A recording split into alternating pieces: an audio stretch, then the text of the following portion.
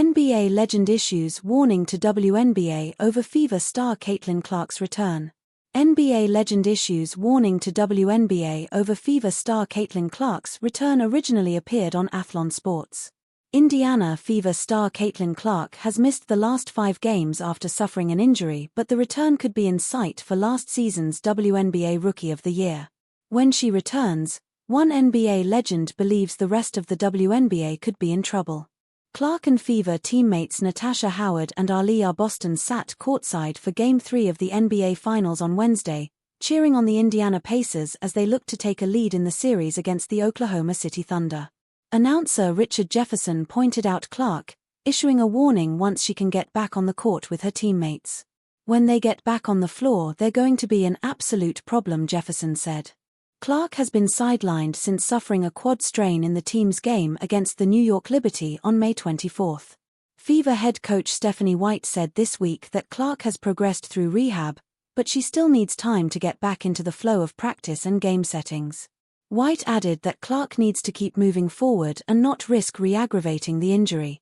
"The most important thing for us is to not position ourselves to have any setbacks," White said. And so what she's been doing is some on-the-court workouts, and she got into a little bit of practice yesterday in a controlled environment and will continue to build on that. It's not clear when Clark could return to the court. The Fever next take the floor on Saturday against the Liberty. This story was originally reported by Athlon Sports on June 12, 2025, where it first appeared. Caitlin Clark taunts rivals with Reggie Miller's choke extending winning streak as lucky charm. No one counted on the Indiana Pacers to be competitive enough to win games against the league-best Oklahoma City Thunder in the NBA Finals.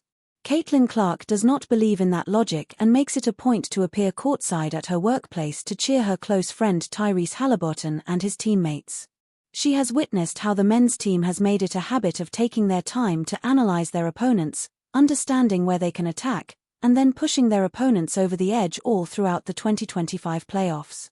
Clark dubbed her male counterparts the greatest comeback team in basketball. She might have a point, as the Pacers have made it a habit of coming back from double-digit deficits. Tonight in Game 3, the Pacers looked like they would fall back into the same pattern. However, in the second quarter, they blitzed the Thunder and took the lead.